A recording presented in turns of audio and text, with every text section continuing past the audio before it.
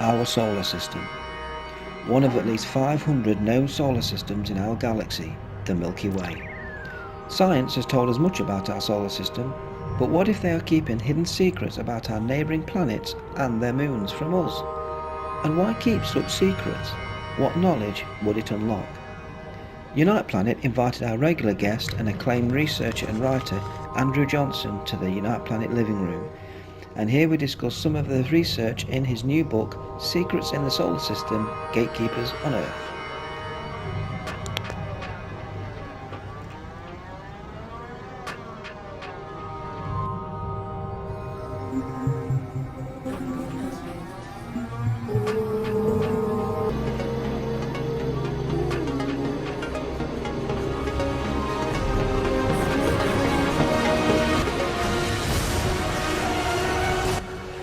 And they said they found this what looked like a face on the surface looking up, into space.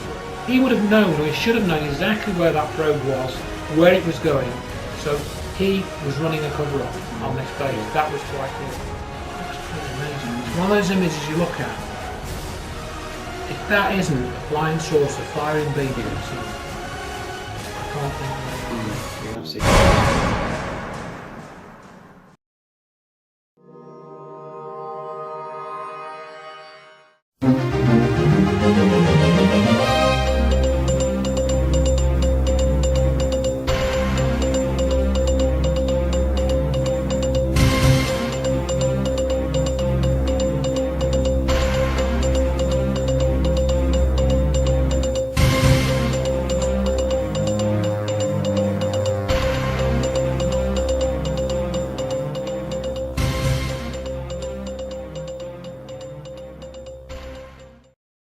Welcome to Unite Planet. In this edition we're in the Unite Planet living room and we're pleased to welcome back Andrew Johnson.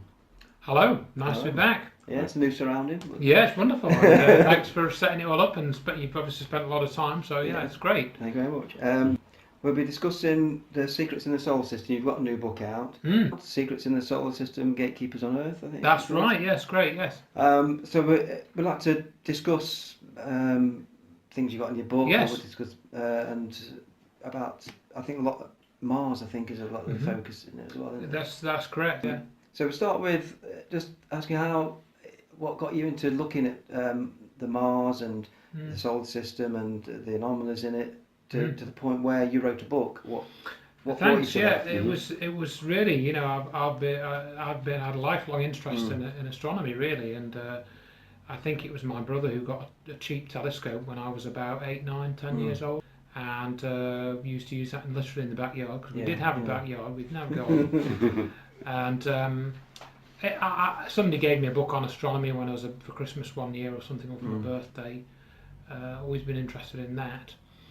And I used to look at the moon, so the telescope's quite good for looking at the moon. Even a cheap telescope will show you quite a lot on the moon, or a good pair of binoculars. If people are listening, get a pair of binoculars, look at the moon and you'll see things, that's pretty cool, And so we had this telescope and a tripod, and I was 4 years old when the alleged Apollo missions took place. I mean, we won't talk about now. Maybe we'll do that in another video. Could be a whole program on that. Yeah, absolutely, absolutely. And so then, really, I think, as I mentioned many times, I got into the Disclosure Project stuff. Yes. That was in 2003. Well, I could take a little step back before then, and that's that as I put in the front of the book, I used to be involved with the Coventry and Warwickshire Astronomical Society, because when I went to work in Rugby in 1986, there was a guy that worked in the office, and I don't know how I think we met because we had an induction week, and I met this chap, and he came and gave us a talk, and then I found out that he was interested in astronomy, and he'd actually done a master's degree in astronomy, this chap. Ended up joining the Astronomical Society in Coventry, which was about 10 miles away from where I used to live. And I used to go to their meetings every week or every month? I think it was every month. And I gave a couple of talks there, that was, better say, back in the mid to late 80s. And so I had all of that knowledge, really, that I built up over the years. I didn't study it formally, but you know, I knew the relative distances of the planets.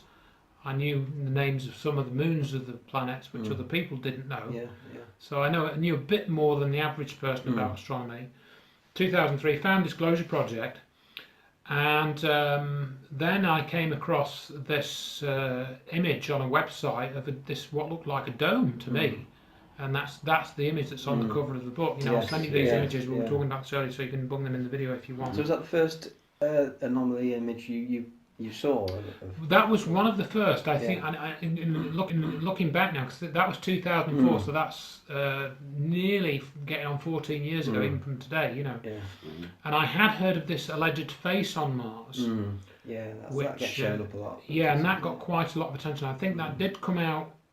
I must have heard about that on the TV or something, because I'm sure that I was aware of the face on Mars, you know, before the later stuff came in 2004. But I can't remember where I ever heard about that. So this thing was a dome, and to me, it clearly looked like a dome. It clearly, I couldn't, you know, I could not say no, that's not part of a crater, because basically all you've got, if you look at somewhere like Mars, what have you got? You've got allegedly a dead world, thin atmosphere, lower gravity than the Earth, no water, dust, frozen carbon dioxide. This is what I've read in the few bits and bobs that I've read up to that point. You know, red soil, which apparently comes from iron oxide, rust, it's various forms of that. And mountains, you know, and valleys, impact craters, maybe some volcanic activity. That's all you've got. Yeah. So if you're seeing something which resembles, and it has a high degree of symmetry and it's spherical, which if you look at this dome, I think you'll agree, that is pretty spherical. Yeah. I looked at that, wow, I've never heard about this. This clearly looks like a constructed thing to me. And then, you know, I'd heard about the face. I thought, oh God, you know, maybe there is something to the story of Mars. And so I ended up writing an article about this dome primarily. And there's a couple of other things that had come out by then. And it was, again, a little bit sort of synchronistic timing with history, because in 1998 they'd sent up a new probe, which I've mentioned in the book, called Mars Global Surveyor. And it had a high resolution camera on it.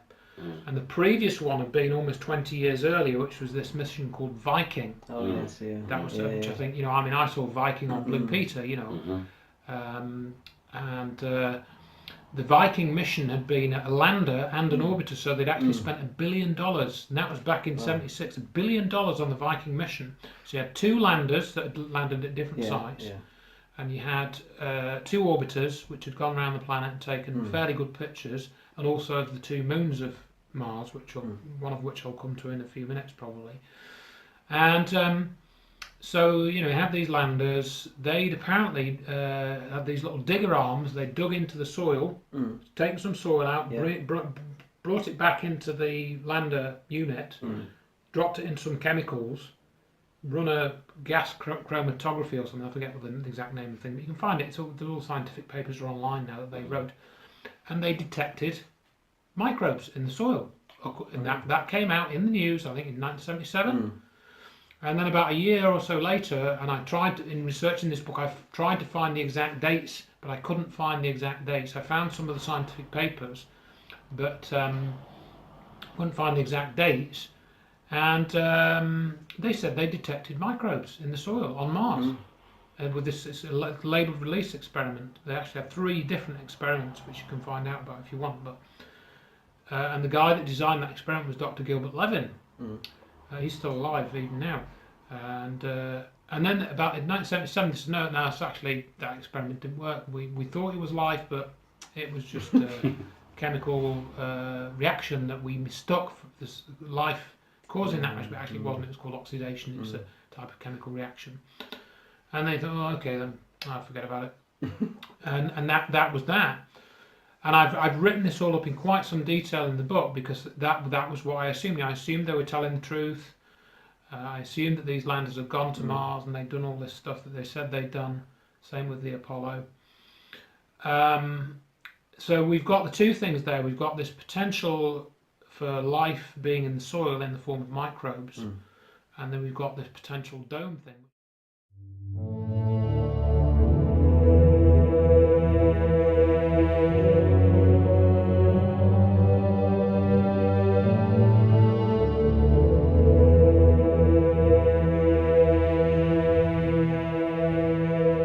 So we've got the Viking thing, as I say, we're doing there. Mm-hmm. So you've got the evidence of potential microbes in the soil, the dome, Yeah. things are stacking up, you know, and obviously this face thing, and there's a whole story about the face, which I wasn't aware of, and in fact I read up on this as part of putting this book together. There's a book by Dr. Mark Carlotto called The Cydonia Controversy, and there's another book by Richard C. Hoagland and Mike Barra called Dark Mission, and I read both of these books. I was aware of sort of the outline of the story, and basically what happened was, going back to this space thing, so Vikings going around Mars, 1976, 77, I think it lasted a couple of years, I forget the exact dates, and I think it was 76, they made this announcement that they got this picture from the surface of Mars, and it's from a region called Cydonia, which in itself is sort of an interesting name, and I've mentioned how that came about. And they said they found this what looked like a face on the surface looking up, you know, into space, sort of thing. And then they said, but actually it's just a trick of light and shadow. We took another picture a couple of hours later, and the effect went away because, you know, the sun, the angle was, the sun was different, and there's no face. Yeah. And everyone, oh, okay. And in Richard C. Hoagland, he tells that story because he believed them. You know, he saw this picture. Wow, what's that? Oh, it's just a shadow. You know, forget about it. But then what happened? I think in 1979, two other guys were looking at other pictures of Mars. They were doing their own private research. I think they worked at. Oh crikey! I should remember where they worked. It was Vincent DiPetrio and Greg Molinar, I think, of DiPietro. I can't remember how to pronounce his name. And they found another picture of this face taken at a different time, but it was taken, I think, about 3 months later or something. It wasn't taken 2 hours later. Right. So the guy who was called Dr. Jerry Soffin, who had, you know, they published this paper, this picture of this face, and given it out to the press, and there'd been a bit of a chuckle, type thing about it, you know. The guy lied. He lied and said that they'd taken another picture. They hadn't taken another picture a couple of hours later. They couldn't have taken another picture a couple of hours later because the probe was thousands of miles away. Because these go in a set orbit, the orbits are planned, you know, so they try and adjust where the spacecraft is so that they can photograph certain features. And this guy was the mission controller, I think, or he was high up in the mission. He would have known, or he should have known exactly where that probe was, where it was going. So he was running a cover-up on this face. Yeah. That was quite clear. In other words, he was willing to lie about having taken this second picture when he knew damn well they hadn't taken a second picture, you know, and that's how they debunked it. And when this was rediscovered in the late 70s, they started, a few guys got together, as these two guys I mentioned, then Richard Hoagland joined the fray in 83, I think it was, and Dr. Mark Carlotto, he also joined in with that.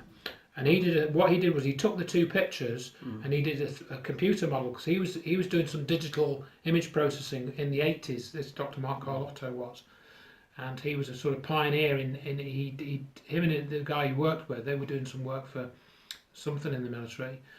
They actually made a 3D model of the face from the pictures. They used this algorithm called shape from shading, where they were able to deduce. And he explains this in his book, The Cydonia Controversy, how they did this and how it works. And they thought, yeah, that does look like a face we can see. It's got features which match a nose, eyes. They even said that they could see teeth. I was a little bit dubious about that. Yeah. And I mean, some of these details, you know, they take a while to sort of see and stuff. And you know, I wasn't really interested in it. This is sort of in the 1980s. I didn't know this was going on. I didn't know there was an independent investigation that was done by Carlotto, Hoagland. There's another guy called Horace Crater got involved.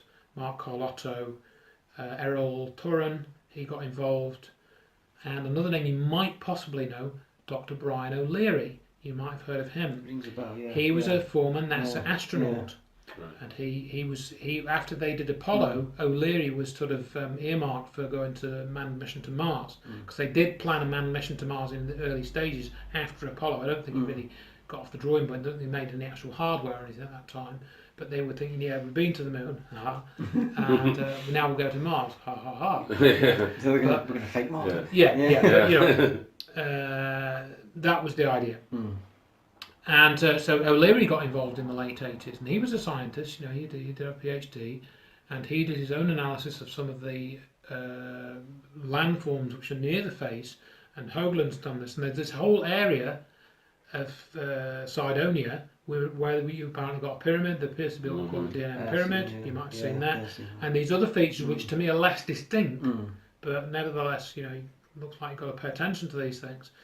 And Hoagland and Torin did a whole analysis of and then I think it was at Horace Crater, he did this random geology hypothesis whereby he said, could these landforms and the arrangement of them have been created by random geology? And he did some type of algorithm on where these things were, and it came out that there was a high degree of probability that these things had been put there, and they hadn't just eroded there or, you know, grown there from whatever geological processes and then eroded. He argued that no, there was something. He basically said, he didn't say it overtly, but he said this looks like this is a city or was a city. And the unusual thing is, this is what Tom Van Vlaanderen pointed out, is that this was right on the old Mars equator, because Mars has had a pole shift in the same way that the Earth has tilted on its axis. Mars has also tilted on its axis as well, and that happened whenever, you know, millennia ago, aeons ago. But that from the evidence on the surface, that certain things can be determined, and that this line where this alleged city was is right on the old Martian equator. So thinking, yeah, that's a bit weird. And it was also looks like it might have been a seafront. It was actually a sea where this boundary is, according to some arguments. Of course, some people dispute this. And so, you know, I knew some of this, and I put a bit more in the book, but the book wasn't primarily about the face or Cydonia. But then the one thing that I got out of Richard Hogan's book, Dark Mission, is that this Viking lander, when they sent the orbiters around Mars, and they looked for landing sites. So the orbiters went around first a few times, or for a few months or something, and then they decided where they were going to put the landers. And later research has made us ask about whether these landers are actually on Mars, or whether they're actually on Earth. Richard Hall and I have talked about that. You may have seen the program we did. And that's really come from this idea, or this knowledge, that Apollo couldn't have got and landed on the moon. You know, just to touch on that briefly with the landers, the issue on Mars, or one of the issues, is the landing itself. How did they slow the thing down enough to make it land? Because they said they used a parachute. On Earth, if you're a skydiver, and we were sort of talking about this earlier a little bit, if you're above 15,000 feet, your parachute will not open because the air isn't thick enough. You're above, I don't know, 8/10 of the Earth's atmosphere when you're up that high or something like that. I forget the exact figure. On Mars, the atmosphere is 100 times thinner. So how are you going to open a parachute? So that's one of the issues, and Richard D. Hall released this document where somebody had done some calculations on what's called the kinetic energy. So this thing is flying into Mars at so many thousands of miles an hour, hits the atmosphere, it's got to lose all that kinetic energy, else it's going to burn up. You know, so you can do physics. It allows you to do calculations about converting the kinetic energy, that's the energy of motion, into getting rid of that somehow, so you can slow the thing down. How's it done? Has it got enough fuel? You need a rocket engine burn to make it slow down. That rocket engine burn has fuel, certain energy. Do the two add up? You can do certain calculations. So there's some doubt there about that. Anyway, I've sort of assumed in a couple of chapters that the landers have gone to Mars, and that's there, and they are there. But the thing I was going to say is that the orbiters were choosing the landing sites. The original landing site for one of the Viking probes was going to be Cydonia, this alleged city, because that's where this alleged city was. But then they changed it, and that was in Hoagland's book, and I didn't realise that. And I checked. I actually found a NASA page. There it is. They changed the landing site from the alleged city to somewhere else, and that's where the Vikings ended up. And then I've got another bit, following that in a logical sort of sequence. The landers went down, I think 76 they landed, and they started sending back colour images.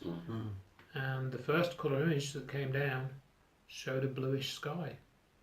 And then somebody in the NASA sort of control centre changed the monitors, and they changed to a more reddish coloured sky. And they said, it's just that's the image wasn't calibrated properly, and they actually did that, and that's corroborated by several people. Gilbert Levin is another one that corroborated that story. So why are they going around changing this colour? And I included a little mention of a BBC documentary which I came across. I may have even seen it back in the 70s, and it was about the Viking Lander. And we've got, I don't know if anyone remembers William Franklin. He used to appear in sitcoms and these sort of spoof. I saw him. Yeah, you'd recognise his voice. Yeah. He was the narrator for this documentary, Horizon Program, and they said, the Viking probe landed, and they noticed on the first pictures that the cable that was appearing in the picture wasn't orange enough. And I'm thinking, no, that's bogus.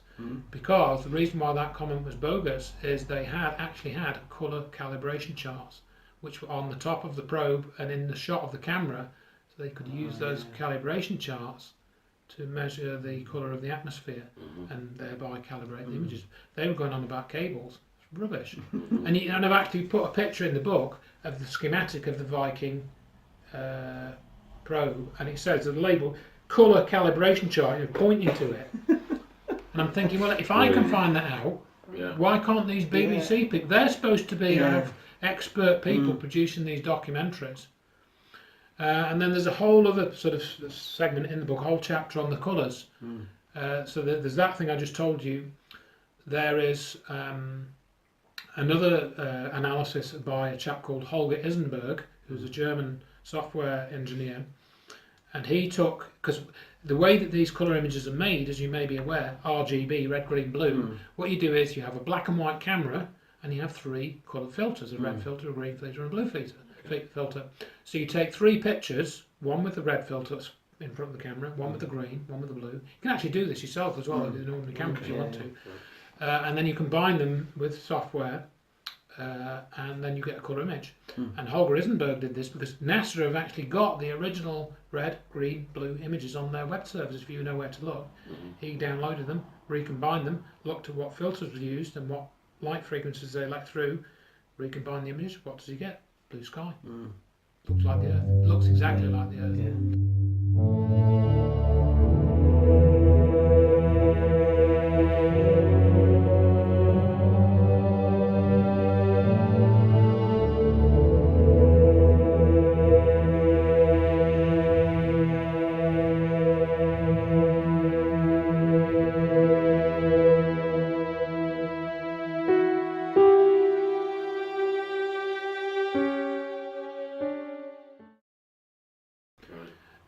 He did that. Gil Levin had done it as well, or something similar. Another guy called Charles Schultz, we'll come back to, he'd done it as well. They all got the same result. It's a blue sky. And they've even shown this in a few of the pictures as well. So, what's going on? Why are they saying, Mars is a red sky? Well, that's also very problematic, really, from a certain point of view, because if it's a red sky, it means there's a lot of dust in the atmosphere. Really? Well, the atmosphere is only about 100 times thinner than the Earth. So how is that dust? How does that get into the atmosphere? And how does it stay in the atmosphere? Because there isn't the body of air to kind of support that dust in the same way. So how is it going to be red? So the sky should be even sort of arguably bluer than, or more rarefied certainly than the Earth. And so they've made all these arguments. I mentioned some of them in the book, and maybe they're correct. I don't know, but I'm pretty sure for myself that they're not correct. So why? There's 2 possible reasons that they would lie about the colour of Mars, the colour of the sky. The first reason would be that they don't want people to think it's like the Earth, because they don't want people getting this idea in their head that there is life on Mars, which then ties back to the thing I said earlier about the detecting the bacteria and going back on that.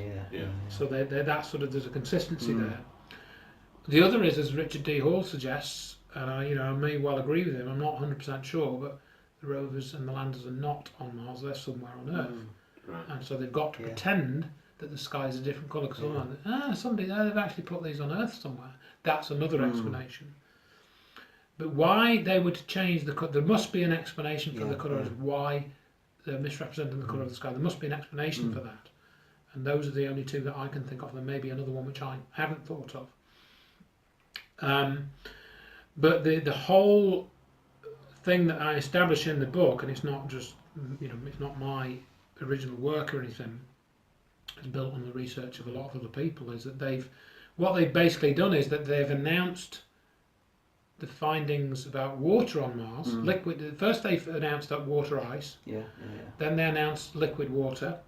They've announced liquid water discoveries as if they were new discoveries since at least the year 2000. 17 years. And I've got a list from press stories. Liquid water discovered on Mars, And then in 2004, another one that I put in was the discovery of methane, which is one of these biomarker gases. Everyone trumps, I trump. That's methane. It's a biological, from digesting food and things like that. And you get these great methane clouds from under the ocean come up. That was on that Blue Planet thing that I think we sort of just briefly mentioned before recording. Methane is typically it doesn't have to be biological, but the most common explanation for the production of methane is biological processes. Formaldehyde is another one.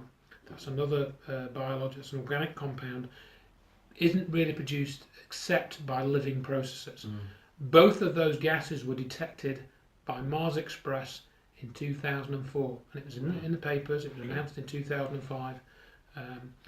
Italian scientist called Vittorio Formisano, he announced this, and I've got this quote from him in the book. It's on the BBC website.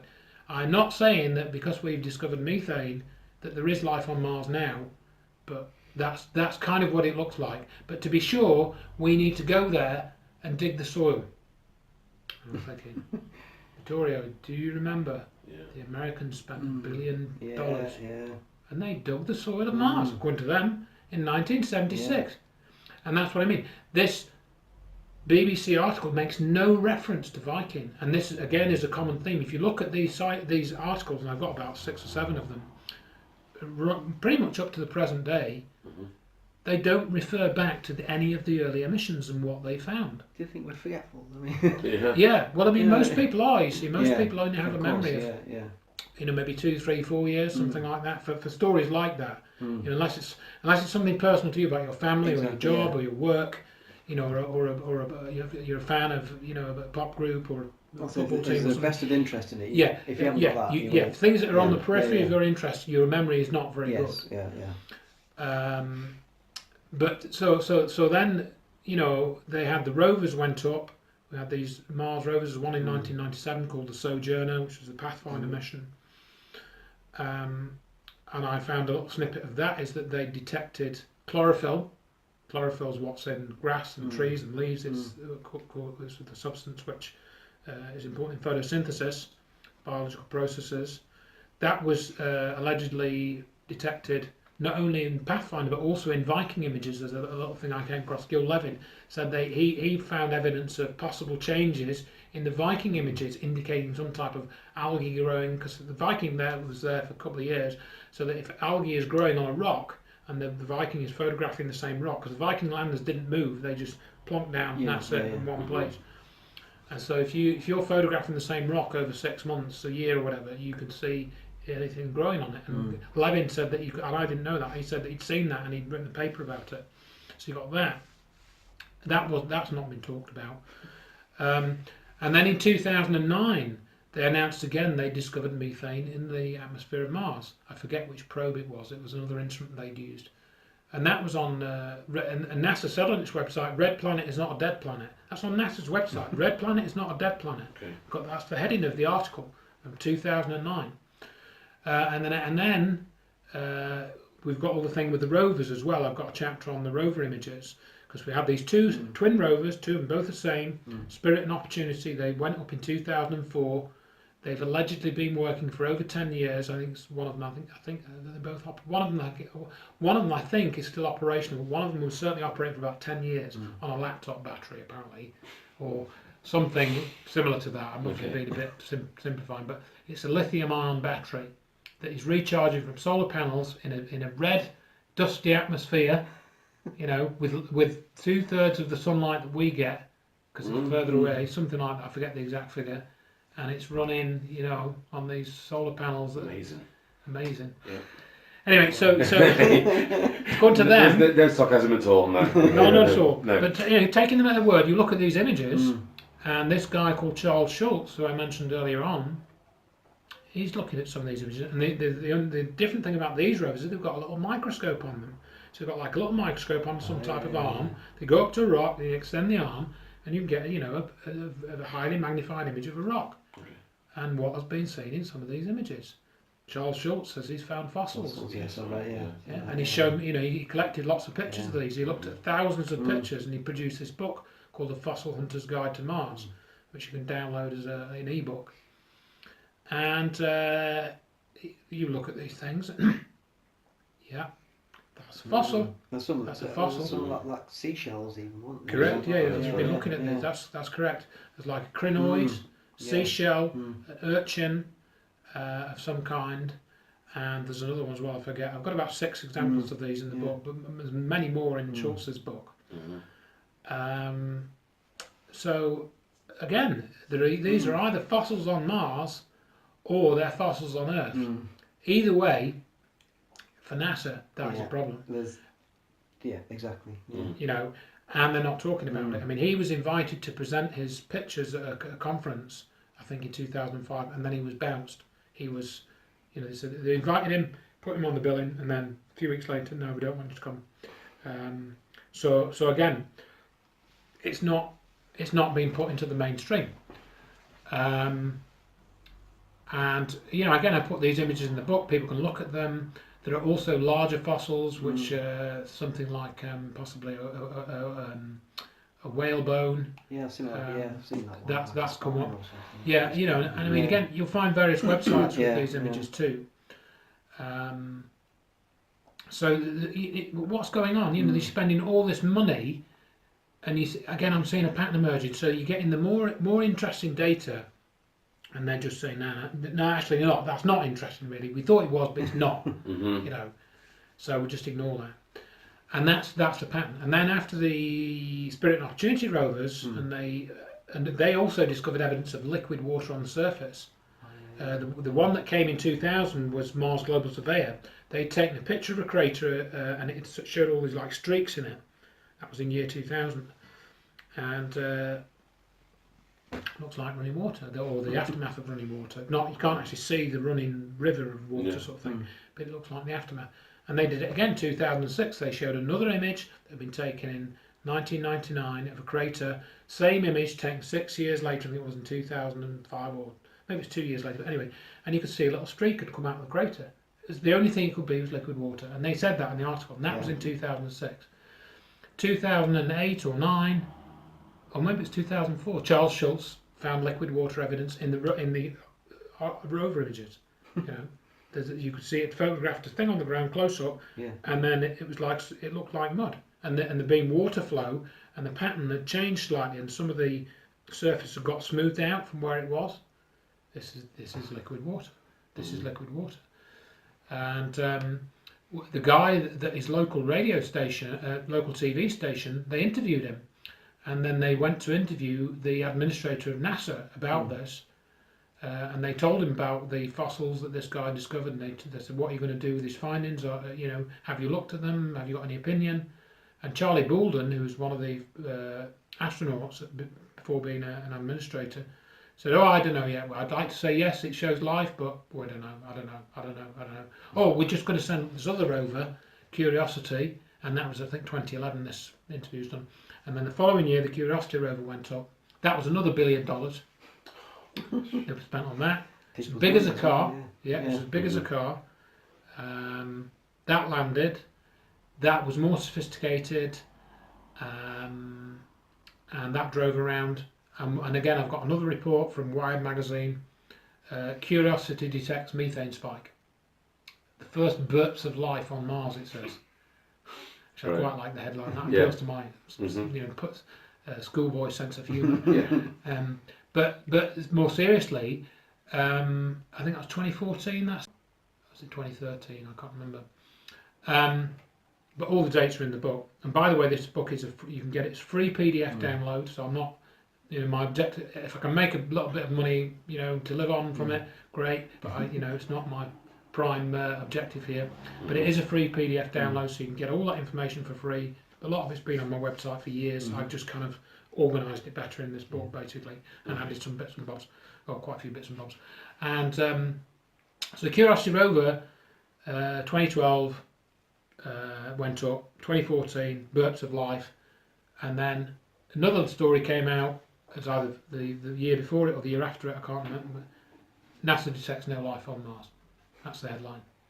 So they're going from one thing to another, and they also did another experiment with microbes in the soil with Curiosity, and again that was inconclusive. But again, another thing I picked up, they had another lander, I think in 2009. It's called the Phoenix lander, and that was sent up to the polar regions, and that only ran for about 3 months. This lander, and again, it was similar to Viking. They dug the soil there. In fact, there's a picture of it, and it's got a digger arm. They may have even used the same design as Viking. I don't know. This is like 30 years later. Dug in the soil, did the soil tests. And what did they put into the press? The soil near where the Phoenix lander is, you could grow asparagus in it. That's what the headline was. Okay. And they said that you've got liquid water sort of present as well. Right. Okay. But the joke of that was that was another guy, because again this Phoenix lander was sending back all these microscope images. Again, that had a microscope. They were digging the soil. They had a microscope on the soil, looking at all these grains. I think they were trying to find out what granular composition it was and stuff like that. I'm sure you could read up on the various scientific papers. I didn't read all of those, but what I did look at was the mission goals, and it was to test what the soil was like, And then this other guy called Ron Bennett, who is another independent researcher. He doesn't work for NASA. He's an inventor of some kind, and he's invented a few devices, from what I could find out. What he'd done, he'd taken the Phoenix lander images. They were all black and white. He'd recombined them to colour, and he didn't see sky or anything because they're just like microscope images. And then he made time-lapse movies. And what did he see in these time-lapse movies? Little things moving around. So these dots on these pictures are moving around. They're moving around. And people we put this on YouTube, I think, back in 2010 or something, 2009. He spent hours going through all these pictures, and you see these little dots moving, in these microscope images, because they take about 3 images, like 20 minutes apart. NASA didn't put those time-lapse movies. He did it himself. Sees these little things moving. And he actually identified what he thought it was. He thought one of them might have been what's called a tardigrade, which is one of these things you're not sure whether it's a plant or an animal. It's a little tiny thing about the size of a speck of dust, and they're very resilient creatures. They can survive in the vacuum of space apparently for a period of time, is what I've heard. So he looked at these images and he found these things moving, and of course NASA weren't interested, and that probe only ran for 3 months. And you can watch his YouTube videos, and to me there's something moving, and people saying, oh, that's just a dust storm going past. So what you're seeing is these granules of dust blowing across the thing. No, because these images are taken about 15 minutes apart. So if you get dust going over the probe somehow, and I would imagine that these are in some type of enclosure as well, so it's brought these things into an enclosure, so it's probably fairly protected from the elements, I would think. I don't know the actual design of the instrument, but this wind blowing the dust explanation doesn't stack up. So again, have we got moving microbes on Mars, or have we got moving microbes on Earth? Either is a problem for NASA because they won't tell the truth. They're not giving us the whole story. It's left to amateur researchers to to look at these things. And they're ignored, aren't they? And they're ignored because they don't have any qualifications. Yeah. And that's another thing that I put in the book. You know, if you haven't got qualifications, if you haven't got the rubber stamp, you are a planetary geologist stamp. You know, there's your degree. You are a biologist stamp. If you're not a biologist, you aren't allowed to say it's life. You know. So those things in your cage over there, you know, I'm not allowed to tell you that they're living organisms because I'm not a biologist. I haven't got a degree in biology. So you and I, we don't know what they are. They're just things moving around. They might be inorganic moving things. That's a great analogy. How daft this is all, isn't it? Almost, you know. Obviously, I'm exaggerating to make a point, but that's kind of how it is. Yeah. So there's all that in there. And it's a bit like the UFO thing, really, in many respects, because in the mainstream, they'll say, oh, there's no evidence of this, there's no evidence of that, there's no evidence that anyone's met an alien, there's no evidence that a flying saucer has landed, there's no evidence of any hardware that's been collected, you know, a bit of a flying saucer, there's no evidence that the military have ever investigated flying saucers or had any UFO encounters, and there's no evidence of, you know, blah, blah, blah. If you go and look, you'll find there's a lot of evidence for all those four things and a whole lot more. Yes. And it's the same, and this brings me a bit onto the gatekeeping element. I'll go into some other elements of the book, but while it's sort of on the thing, the gatekeepers. Who are the gatekeepers? We know who the gatekeepers are. Brian Cox. You know, I'm not talking about anything like the dome. Forget about the dome, whatever. You go and read about Brian Cox, what he says about life on Mars, and he says life may well be discovered on Mars in the future. Really, Brian? In the future. In the future. Oh, there's a high possibility of detecting microbial life. Oh, is there, Brian? Well, you're very knowledgeable because actually it's already been detected, Brian. He doesn't mention Viking. These are NASA missions. You know, they're not UFO abductee reports. He should be reporting. He should be reporting. Viking went up 76. He detected this, this, and this. He doesn't even say that. He doesn't even say that. Same with Neil deGrasse Tyson, who's another well-known speaker in the US more than here. He does exactly the same, and I've got quotes from them, from the mainstream articles. They're just ambivalent about life on Mars. They just, it might be this, or there might be life elsewhere in the solar system. No, you guys, you go and look at the papers that have been written that you should know about. You know, that's how gatekeeping works, and that we haven't even got onto the dome stuff. You know, that's completely off the radar even for now. We're just talking about the published research, which NASA published in the 70s and later, and then they debunk it. So that's, you know, because that's why I'm very passionate about this, because it was one of my lifelong interests. You know, a lot of people are not interested in space and astronomy. They never looked at the moon and you know whatnot through a pair of binoculars, and they just don't. They're not. You have such an earthly bound life that you don't even think about it. You know. So they are keeping secrets. That's why the book is called Secrets in the Solar System.